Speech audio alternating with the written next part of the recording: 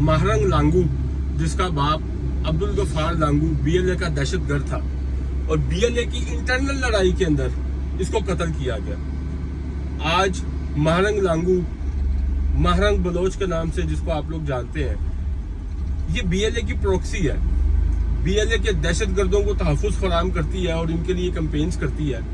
क्या आप लोग बताएं, आपने कभी महरंग लांगू के मुंह से ये सुना है कि बीएलए के दहशतगर्दों ने जिन लोगों को किडनैप किया, जिन लोगों को शहीद किया, उनके लिए महरंग लांगू के मुंह से कभी आपने मुज़ाहमत का एक लफ्ज़ भी सुना है?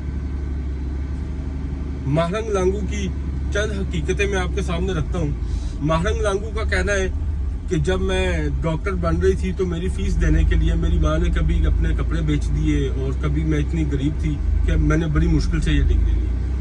तो मैं एक्ट्रेस जो है बड़ी मशहूर महरंग लांगू साहिबा, उनसे पूछना चाहूँगा कि पहले तो ये बताएं कि आपकी वालदा कौन से कपड़े पहनती थी जो इतने महंगे बिक गए कि आपने अपना मेडिकल कंप्लीट कर लिया। दूसरी बात ये है कि रियासत पाकिस्तान ने जब ये वाक़यात थे वहाँ पे काफ़ी, तो रियासत पाकिस्तान ने इन लोगों को ऑब्लाइज करने के लिए जो इनमें से पढ़ने वाले बच्चे थे उनको वजीफे लगाए और महरंग लांगू को 10,000 रुपये माहाना रियासत पाकिस्तान की तरफ से दिया जाता था। जबकि आप इस चीज़ का पता कर सकते हैं कि उस वक्त बुलान मेडिकल कॉलेज की जो पर मंथ कह लें या सेमेस्टर वाइज फीस कह लें वो 5,000 रुपये थी।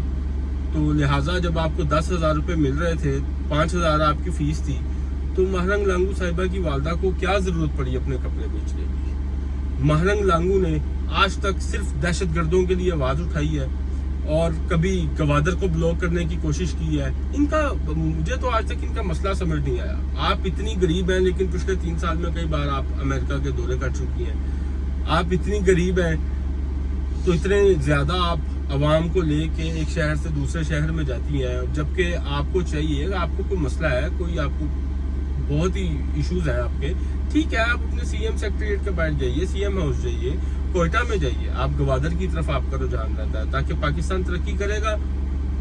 ये अपने बैरूनी आकाओं को खुश नहीं कर सकेंगी, रॉ की फंडिंग लेती हैं, बीएलए के लोगों के साथ काम करती हैं, तो उनको कैसे खुश करेंगी? इनका मकसद सिर्फ इतना है कि ये किसी तरीके से पाकिस्तान की तरक्की के अंदर एक बड़ी रुकावट बन के सामने आए। आज महरंग लांगू अरेस्ट हैं और ये हमारी रियासत पाकिस्तान से गुजारिश है कि इन लोगों का टोटल अकाउंट्स, इनकी हर चीज़ जो है इसको बिल्कुल अच्छे तरीके से सर्च किया जाए।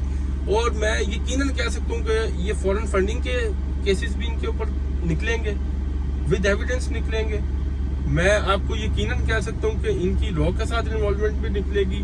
बीएलए के साथ तो इनका वैसे ही घरेलू ताल्लुक है ना, और बीएलए के साथ ही तो ये काम करती हैं। जाफर एक्सप्रेस हादसे में जिस वक्त हम रियासत पाकिस्तान के कई लोग शहीद हुए, जो इन लोगों ने ट्रेन से लोग निकाले, उनको गोलियां मारी, महरंग लांगू ने उनमें से किसी एक के लिए भी आवाज़ नहीं उठाई। महरंग लांगू फौरन प्रेस कॉन्फ्रेंस करती हैं और दहशतगर्दों की लाशें मांगती हैं, दहशतगर्दों के लिए आवाज़ उठाती हैं। जिन मिसिंग पर्सनस की ये बात करती हैं वो किसी ना किसी अटैक में, किसी न किसी बम धमाके में मुलविस होते हैं, खुद कुछ हमले में मुलविस होते हैं। और इनका अभी रिसेंटली जिसके लिए आवाज़ उठा रही थी, मैं नीचे उनकी लगा दूंगा, मेरे दिन से उसका नाम निकल गया, वो शख्स जाफर एक्सप्रेस हादसे के अंदर दहशतगर्द था।